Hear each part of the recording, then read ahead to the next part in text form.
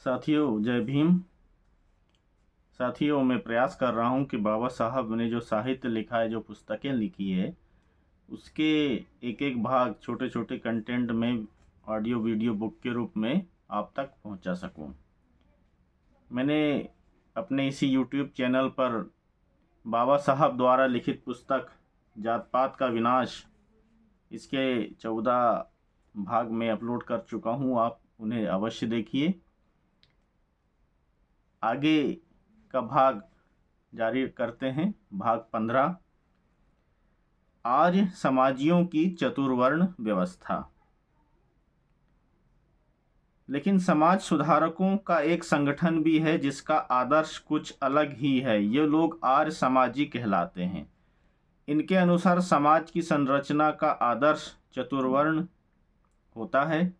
इन्होंने भारत की अब तक की 4000 जातियों के बजाय सिर्फ 4 श्रेणियों में बांटा है। वे अपने इस सिद्धांत को अधिक आकर्षक बनाने और अपने विरोधी विचारधारा वालों को बेअसर करने के लिए चातुर्वर्ण के प्रचारक यह बताने में बहुत समझदारी से काम लेते हैं कि चातुर्वर्ण व्यवस्था जन्म पर नहीं बल्कि गुण पर आधारित है। मैं यह पहले ही बता देना चाहता हूं कि भले ही चातुर्वर्ण व्यवस्था गुण के आधार पर हो, लेकिन यह आदर्श मेरे विचारों से मेल नहीं खाता। पहली बात तो यह है कि चातुर्वर्ण व्यवस्था के अंतर्गत यदि हर व्यक्ति को अपनी योग्यता यानी गुणों के आधार पर हिंदू समाज में स्थान मिलता है, तो मेरी समझ में नहीं आता कि आर्य समाजी लोग इन पर ब्राह्मण, क्षत्रिय, वैश्य व शूद्र का लेबल लगाने पर जोर क्यों देते हैं। किसी भी विद्वान व्यक्ति का ब्राह्मण का लेबल लगाए बिना भी उसका आदर सम्मान होगा। यदि कोई सिपाही हो तो क्षत्रिय कहे बिना भी उसका सम्मान होगा।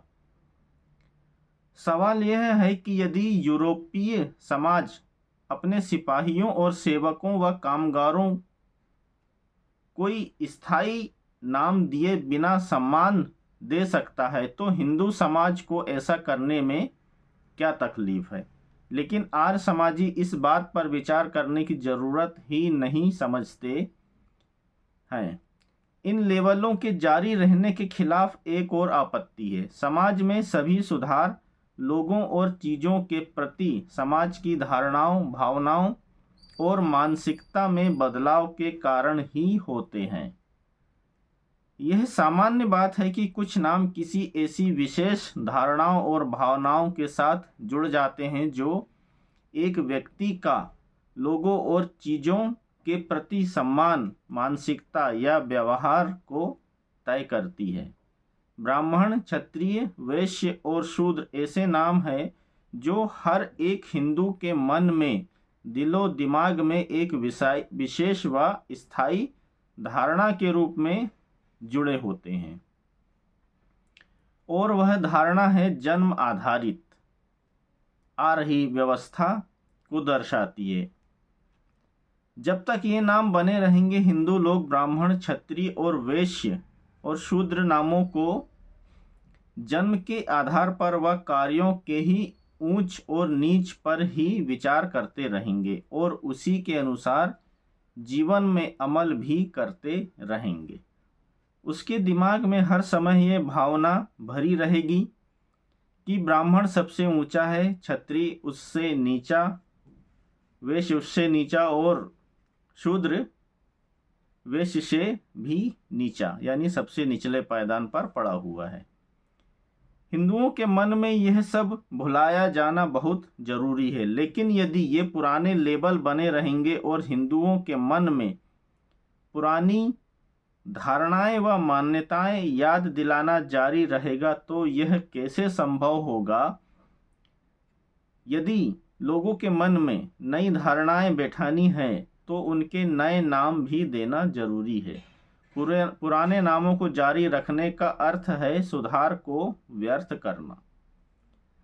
चातुर्वर्ण व्यवस्था को गुणों के आधार पर बताकर उस पर ब्राह्मण, क्षत्रिय, वैश्य और शूद्र जैसे सड़े गले बदबूदार नामों को लगाना जन्म पर आधारित सामाजिक विभाजन को स्पष्ट करते हैं तथा ऐसी व्यवस्था पाखंड का भ्रमजाल है।